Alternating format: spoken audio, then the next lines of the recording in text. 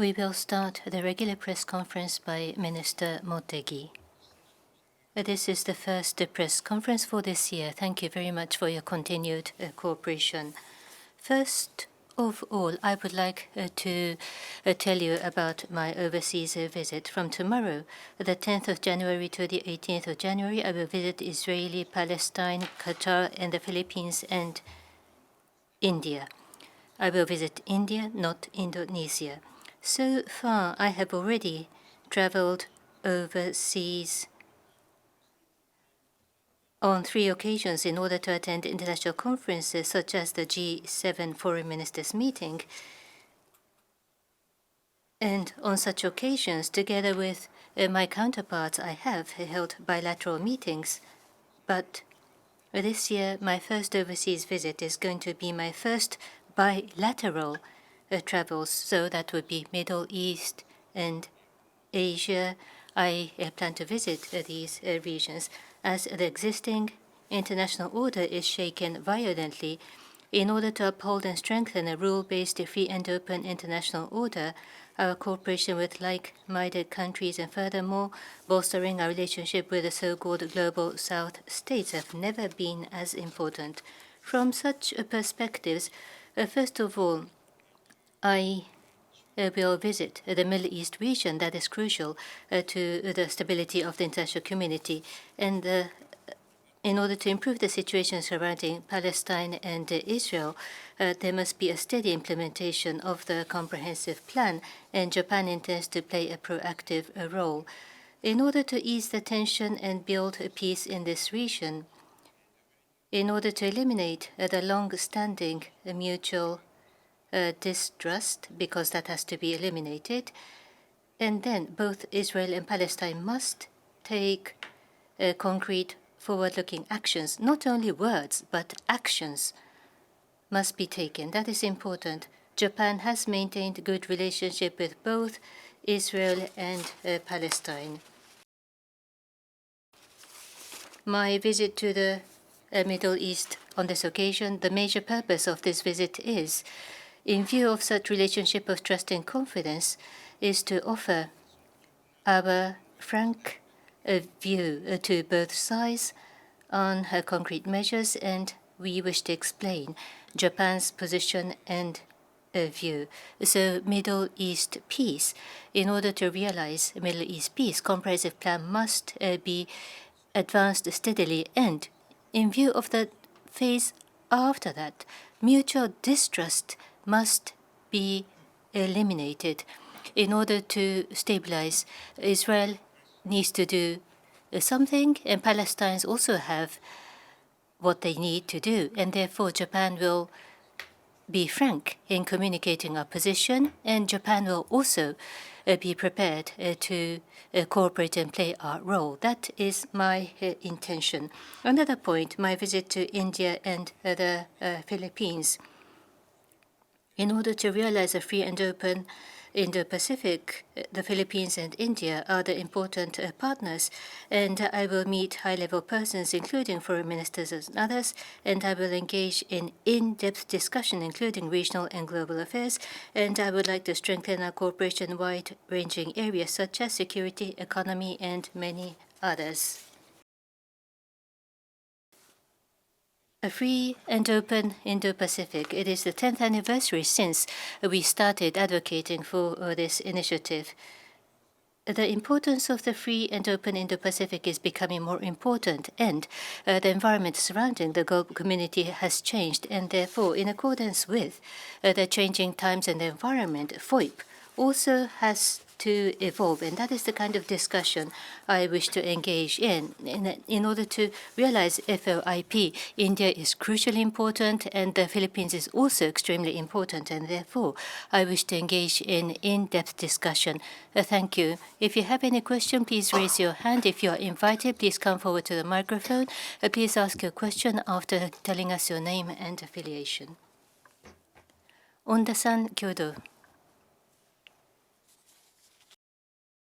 Onda, Kyoto, looking forward to working with you. This is about export control by China. Based on the dual-use regulation, China has strengthened regulation on export to Japan and says it will investigate semiconductor manufacturing materials on suspicion of anti-dumping.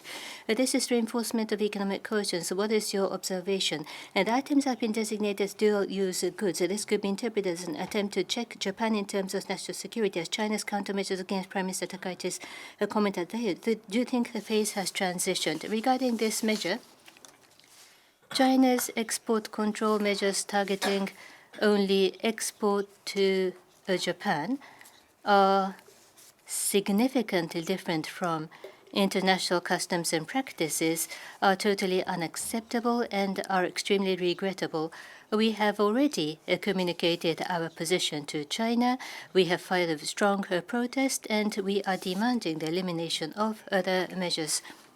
Regarding each and every aspect of anti-dumping investigations by the government of other countries, I will refrain from making any comments, but we will cooperate with relevant ministries and agencies and take necessary actions like analyzing the impacts of such measures. Having said that, the government of Japan is not in the position to explain China's intention on these measures, but through a cooperation with relevant countries such as the United States and G7 members, we will continue to take necessary measures in view of our national interest in a resolute and calm manner. At any rate, reinforcement of the supply chain, this is an urgent task for us. And of course, there are matters that Japan can do, and there are matters that allies and like-minded countries have to work together. I mentioned about our cooperation with the Global South countries, and supply chains must be strengthened. A genuine, free and open trade regime must be maintained. Next question, please. Sankei Hara-san. Nagahara from Sankei Shimbun. Thank you. You mentioned earlier that you will be visiting Asia and the Middle East. And today, Prime Minister Takaichi has said that there will be Japan ROK and Japan-Italy summit meeting next year. And for Japan, ROK is going to be held in the constituency of the Prime Minister, and also for Italy, it would be female to female. So I would like to ask you for your views. So this January, the summit meeting between Japan and ROK, as well as Japan-Italy, will be held here in Japan. So first, concerning Japan-ROK, that is from January 13th through the 14th. President Lee Jae-myung will come, and there will be a summit meeting located in Nara. So this is going to be the first already agreed upon shuttle diplomacy between the two countries. Now, bearing in mind the current strategic environment, to strengthen the relationship between Japan and South Korea, as well as the relationship between Japan, South Korea, and the United States is extremely important. It is increasingly important. And between the two countries, there has been agreement that in order to globally develop Japan-ROK relations in a future-oriented manner, in a stable manner, there should be close communication as well. And I mentioned earlier that this is the first shuttle diplomacy this year. Last year in Korea, it was held, and we will be starting this year in Nara. And so with the visit of President Lee Jae-myung in Japan, this is going to be a very important opportunity. So MOFA would like to prepare thoroughly for this. And after President Lee Jae-myung goes back, immediately after that, January 15th through January 17th, Prime Minister Meloni from Italy will come to Japan, and there will be a meeting with Prime Minister Takaichi that is scheduled. So with this opportunity, inclusive of national security and economy as well, the strengthening of bilateral relationships, and also between Italy and Japan, there is a Japan, Italy, and UK next generation fighter jet. There is cooperation underway related to that as well. So strengthening of the bilateral relationship and also the regional situation, global situation, there will be wide-ranging topics that will be discussed frankly between the two leaders. And we hope that the bilateral relations will be strengthened further, and Italy is part of the G7 as well, and we hope to lead that to unity, further unity of G7 as well. And between Japan and Italy, This year, we mark the 160th anniversary of the establishment of diplomatic relations. So, with the opportunity of Prime Minister Meloni visiting Japan, we hope to further deepen the bilateral friendly and cooperative relations. Next question, yes, Mr. Zaripan, Orient. Thank you, Khaldun Ashari, Pan Orient News. Happy New Year, Minister. My question is about what is the main challenge or priority for Japan diplomacy in this new year, 2026? Thank you. At the moment, the existing international order is becoming unstable in various regions and areas and are under a challenge. And issues that must be tackled, such as economic security and climate change, are expanding widely. Russia's aggression against Ukraine, the unstable situation in the Middle East, and in the area surrounding Japan, China's diplomatic posture and military behavior, and furthermore, nuclear and missile development by North Korea or military cooperation between Russia and North Korea, such worrying movements are intensifying. That is my observation. Under such circumstances, I genuinely feel that the expectations over Japan as a trustworthy partner is rising even further. During last year, by leveraging the series of diplomatic opportunities, I have established a relationship of trust and confidence between my counterparts of many allies and like-minded countries. So during 2026 year as well, based on such diplomatic efforts conducted last year, I will continue my proactive engagement in deepening the Japan-US alliance by expanding the Japan-US bilateral relationship, the multilateral engagement with like-minded countries, the reinforcement of a relationship with the global South countries. I will prioritize these three areas. As I mentioned earlier, this year is the 10th anniversary of our advocating the initiative of free and open Indo-Pacific, and this will be promoted vigorously as the pillar of Japan's diplomacy, and FOIP will be evolved in accordance with the changing circumstances and time. By leveraging the opportunity of my overseas visit from tomorrow, I will continue a vigorous diplomacy with a broad coverage in a proactive manner. Next question, please. Bloomberg, Nohara-san. Nohara from Bloomberg. Thank you very much. Regarding China, as you mentioned, China's diplomacy and military activities through think tank report releases, Japan is manufacturing more plutonium, more than necessary for civilian nuclear reactors, and there is a move towards going nuclear. What is your take on China's report? I have served as the METI minister, and therefore I do have experiences in such areas, and there is no such fact in terms of Japan's position. Next question, yes, Hamamoto-san, IWJ. IWJ Hamamoto, thank you. Now concerning the U.S. invasion of Venezuela.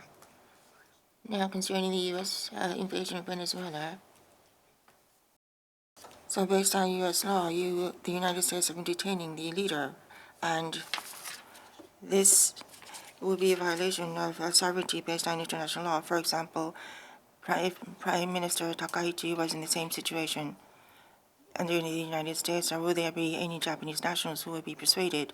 So the aggression of Venezuela in the U.S. is the unwarranted aggression as well as unilateral change to the status quo through force. And there has been very criticisms throughout the global situation, but Japan has remained silent.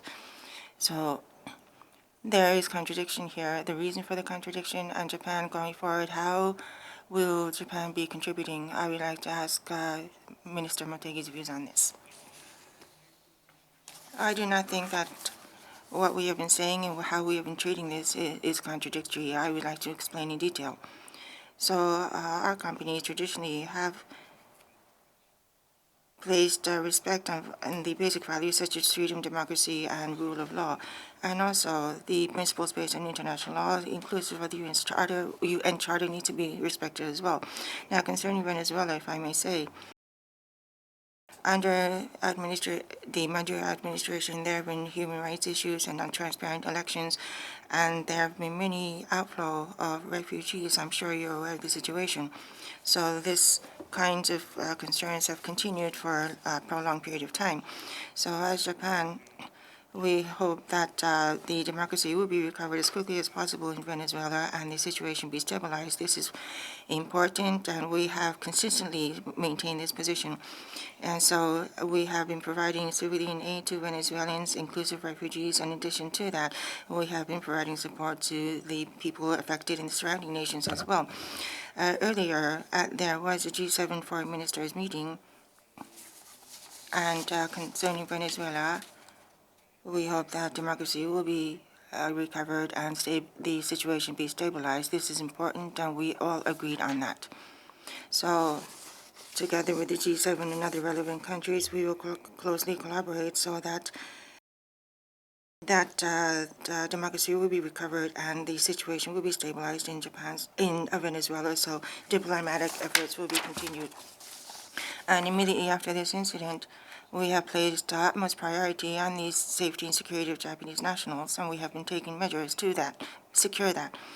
There has been a telephone meeting with the G7 foreign ministers as well, and I have called out for the collaboration amongst the G7 countries for protecting their nationals. And concerning MOFA, we have provided consulate mail as well as spot information to provide necessary information to the Japanese nationals on site. So we have contacted all the Japanese nationals in Venezuela to confirm their safety, and at this point in time, there have been no reports of casualty amongst the Japanese. And concerning the assessment based on international law, the UN, various governments, experts, and global society, there has been various discussions underway. That is true. And as Japan, concerning this incident, it is very difficult for us to get objectively accurate and detailed factual information, and therefore we would like to refrain from providing any legal assessment. And concerning Russia, that was mentioned earlier, the Russian aggression in Ukraine, that is a unilateral invasion by Russia to the Ukrainians, and it is a violation of Ukraine's sovereignty as well as territorial integrity, and this still continues. So this is fact. And as you may know, we have been taking measures, and this is clear violation of international law. That is our view. Thank you. Next question, please. No further questions? If not, we will conclude the press conference. Thank you very much.